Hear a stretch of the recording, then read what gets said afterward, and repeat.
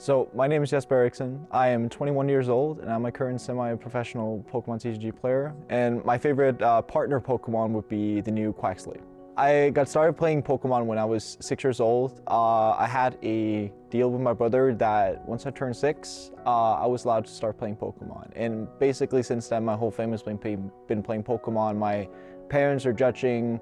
I've been doing streams, I've been doing playing.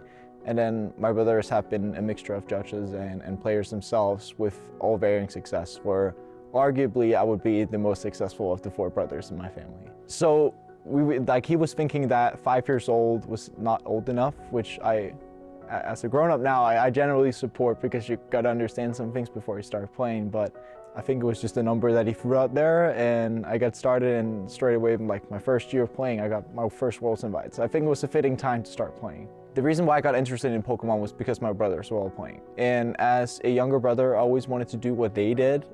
So I got started playing and I got hooked almost instantly. Been playing tournaments and I had the most fun I ever had in my life. At that point, as well as now, tournaments are always something I look forward to. So it's something I got hooked to, and I probably would never get off that hook again. So what got me really hooked on to Pokemon was the fact that tournaments are really fun. You get to meet a lot of people, and most of my friend group and the people around me are people I've met through Pokemon. So having that connection via card game, but also let that into your personal life, is something that has been truly amazing for me. And of course, having people sharing common interests as well. Yeah, so the balance is pretty tough to find. Of course, as a kid, you have a lot of free time and stuff like that after school, but I balanced it out the way that in my daytime, I work as a substitute teacher at a local school. Meanwhile, I also do coaching in Pokemon. So I've made Pokemon my job as well on the side, which means that the funding I get to travel to tournaments is made of the work that I do with a lot of my students who are traveling to the same tournaments as I am, or on the other side of the world trying to compete for Worlds invites. So with the balancing out part in the work area, it's my job now, at least.